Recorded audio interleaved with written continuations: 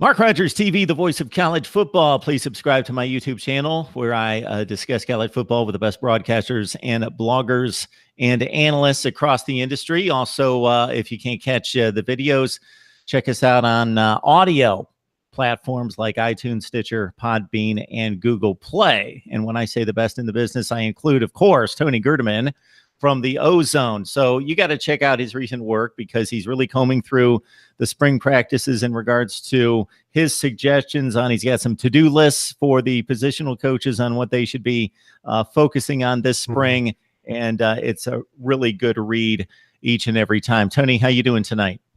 Doing pretty good. Yeah, the coaches always need to know what to do, and we're here to tell them. Yeah, that's great that we've got somebody who can impart that knowledge and direction. How else would they know? They wouldn't. So Right. This is why I have the channel. It's to get guys like you on here, and every so often I even throw something out that I think somewhat smart. People typically disagree with me, but I think it's pretty smart. That's how you know it's smart. Yeah, when they disagree. So I must be a genius. All right, this quarterback position, Tony, is obviously front and center for most programs, but when you have the incumbent leave, especially a decorated one like JT Barrett, then it becomes just paranoia with you got to get the right guy in play. Well, Dwayne Haskins, based on the performance against Michigan, that seems to be the groundswell that, of course, he's the guy. The 6 for 7, the 3rd and 18, he's got to be the guy. But of course, Tate Martell, of course, highly regarded from Bishop Gorman, and the all-time touchdown leader in Ohio, Joe Burrow. They should get their look as well.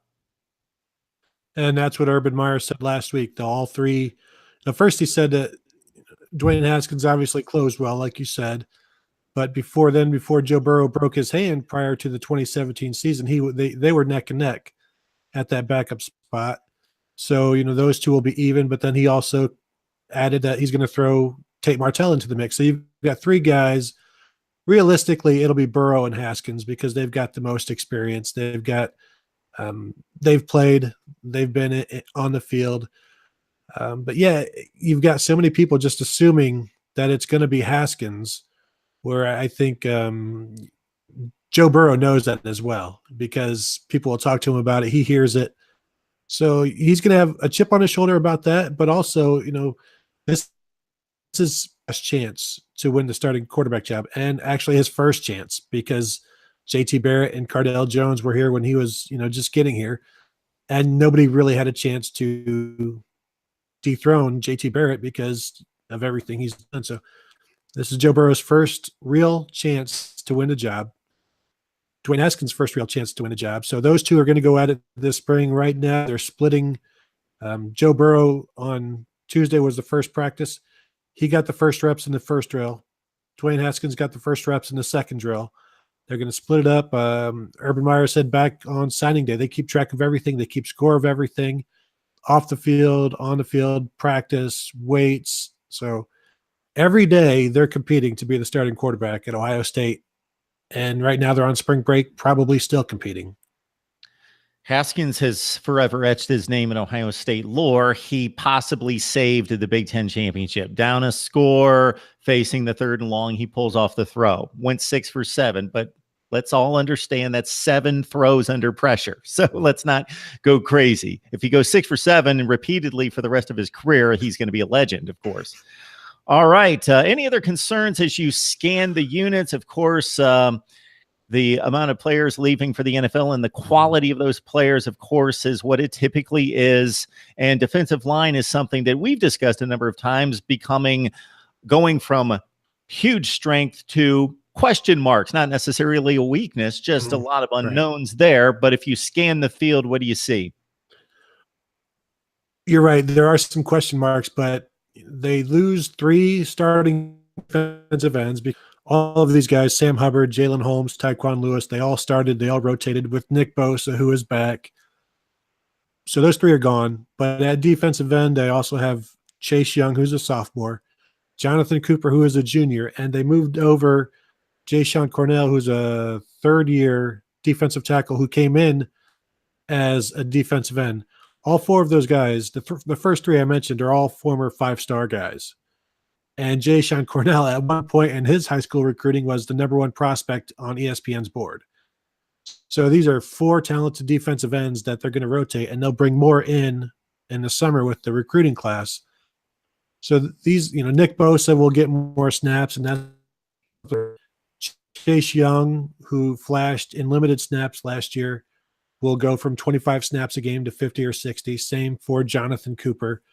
So they're very excited about the potential. They're hungry for the opportunity to play, because this is something, Nick Bosa hated coming off the field last year. And they'll still rotate, but he'll get to play more. And then you throw in a guy like Draymond Jones, a defensive tackle, who could have come out and been a first rounder. He returns, but he can improve his draft and on passing downs.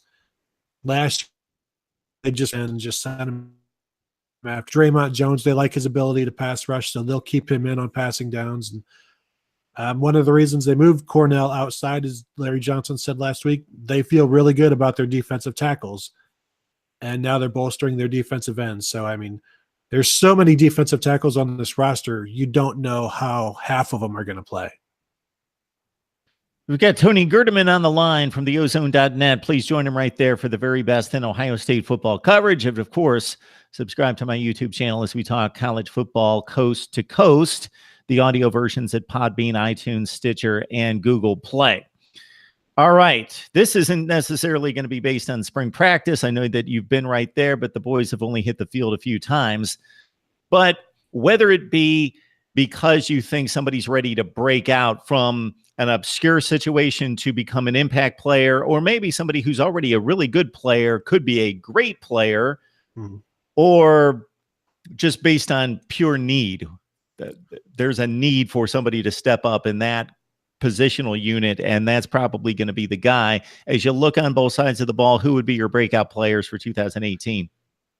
One guy that everybody wants to see and everybody is talking about on defense is sophomore linebacker Baron Browning.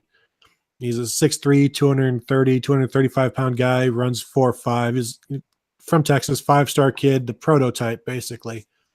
Played a little bit, was a backup last year, middle linebacker.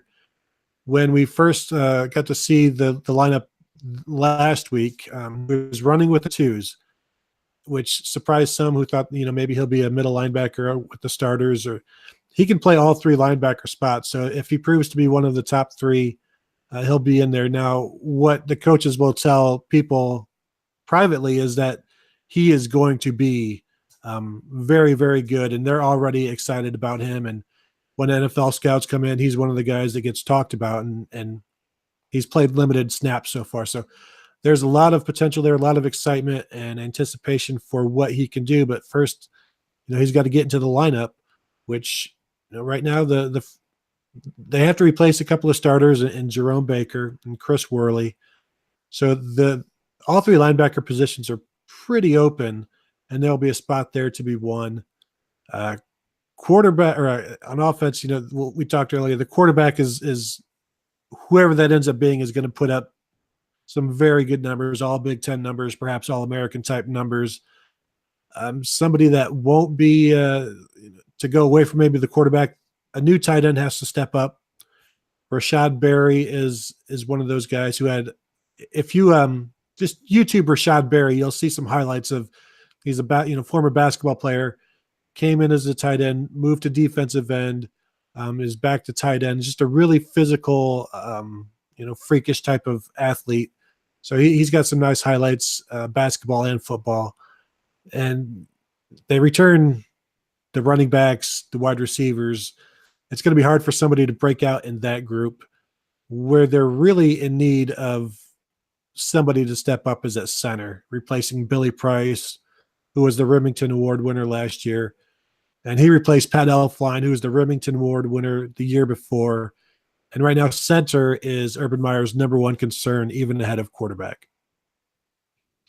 We've got Tony Gerdeman on the line talking Ohio State football with the Buckeyes in spring camp. And the spring game, I believe, is April 21st. So we've got some time there. It's a bit of a split session for Ohio State, unlike a number of teams across the country.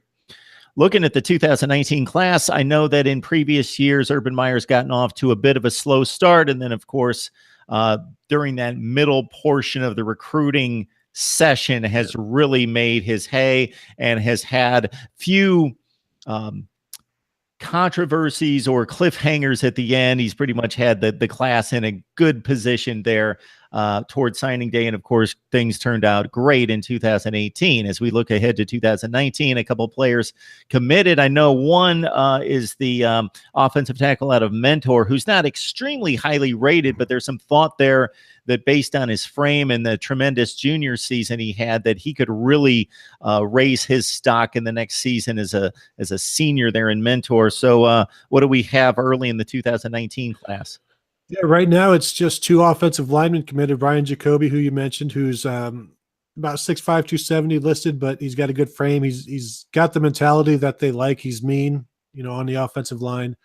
The other commit they have is Doug Nestor, one of the top 2 offensive linemen in West Virginia. And, that you might not be impressed by that, but the other guy who is also in the top 10 is a 5-star guy who Ohio State is also after. So it's going to be a big year on the offensive line because they're going to be replacing some guys, and they've had some misses over the years that they're going to have to step up and replace those guys as well. But yeah, it'll pick up here. Spring football is underway. Once they get back from spring break and they have all these unofficial visits, now you also have some players will be taking official visits in the spring, and Urban Meyer is not a huge fan of that. He said he'd only do it if the player is close to committing or deciding. So there'll be some players who take official visits. Dabo Swinney at Clemson said he's not going to take any. So we'll see if he sticks to that. But yeah, this is when, April, May, June, July is when the class really starts to pick up because you've got these unofficial visits. You've got camps. And then in late July is Friday Night Lights, which is their big elite camp for, inside the stadium. What they bring the fans out and they try to secure a couple of commits that way as well. To put in perspective, Urban Meyer going to some unusual regions to snatch a high school football player. He, of course, did that this past recruiting session out of Idaho, and then he goes to Rhode Island as well. If you go to any of the major services and look at the recruiting rankings, and you go to Texas, California, Florida, they comprise like 40% of the 4 and 5 stars, and you're going to see hundreds of players there. And then if you also look at the grade and go maybe next level, Ohio, Georgia, Pennsylvania, of course, there's going to be scads and scads of players, but there's going to be about 15 4 and 5 stars. Then if you keep doing that and you go to places like a Rhode Island, or there are sometimes, and these rankings go into the 2-star level, there may be one player in the entire state that rates as a 2-star. Maybe 5, maybe 4 in Connecticut and places like that. There's a smattering of 8 or 10. You get to Rhode Island, you get to Idaho, you get to Montana. There are a few states that don't have anybody. So, man, I got to think that the scouting just has to be exceptional to recognize that that guy is that good because he's not playing against anybody that's really that good. Yeah, I completely agree. And Urban Meyer has given credit in the past to schools like Michigan State and Wisconsin who scout really well and can project really well. So he said in the past when those schools offer somebody, they're the OSU offices take notice. So I think there's all scouting, but they also pay attention to what other schools are doing as well. One school likes somebody, they're going to take a closer look and see why. And so they might not be able to see everybody maybe on first glance, but when other schools are seeing something, then they're going to take a look too, and then they use those scouting skills to see if they're seeing the same thing. So, yeah, they've got all kinds of DVDs of players, and last year, 2 years ago, trying to find a receiver at the end of the class, and they're going through all sorts of DVDs of players, down into the 500-600s, and they finally find somebody out of 10 who's 6'5", 200 pounds, runs a 4. But they bring him in and see what happens. He redshirted last year. Elijah Gardner, we'll see what happens with him this year and see if, that sort of, I don't know, maybe desperation scouting, if that's a term, see how that pays off. But yeah, a lot of critics have said that Urban Meyer recruits off of recruiting rankings. but I think they've shown that they'll go wherever, wherever the players are, that's where they're going to go. Now, they also, for him to go to California, whatever, there has to be mutual interest. They're not just going to go. So they'll go wherever as long as there's interest. Tony Gerdeman from theozone.net. Please join him right there for tremendous coverage on Ohio State football. If you really want exhaustive coverage, you go there. Now, we've got Tony on the hook, and we're going to do this at a future date, but I want you guys out there to be thinking as well. Ohio State football, or whoever your program is of choice. Best win of all time, or at least since you've been a fan, if you want to keep it more current. Or if you want to make a top 3 or top 5, if you're like me and you can't stick to one, you got to make like a list of 25. Then you go losses. Okay, most excruciating, gut-wrenching. And what I like about this, Tony, is it's not necessarily, it doesn't have to be a championship win or a championship loss. It might be something that's kind of obscure and it just hits home and resonates with a particular person. Favorite player, currently, all time, best player. Who's the best player on the team right now versus who's the best player of all time? And I had Claire Crawford on here and enlightened her to some Heisman Trophy numbers of Archie Griffin that would surprise some people. Anyway, and maybe what would you change about the program currently? Or if you could go back in time with your time machine, what would you change? What would you correct? What would you change about the Big Ten or your conference of choice? And what would you change across the landscape of college football? Just some good things to keep in mind, Tony. Yeah, it seems like a softball, Rutgers, boot Rutgers out of the Big Ten question right there. What would you change about the Big Ten? That could be it, but you got 13 teams, so you got to join somebody with them, or you bring in Notre Dame, which I think has been a natural fit forever, but it's just not going to happen. Nope. They can, I guess they'll eventually maybe join the ACC full time. We'll see. Yeah. Tony Gerdeman, the Ozone. You got to join him there, as we have mentioned, for this entire discussion for the very best in Ohio State football coverage. Tony, we appreciate the time. Anytime.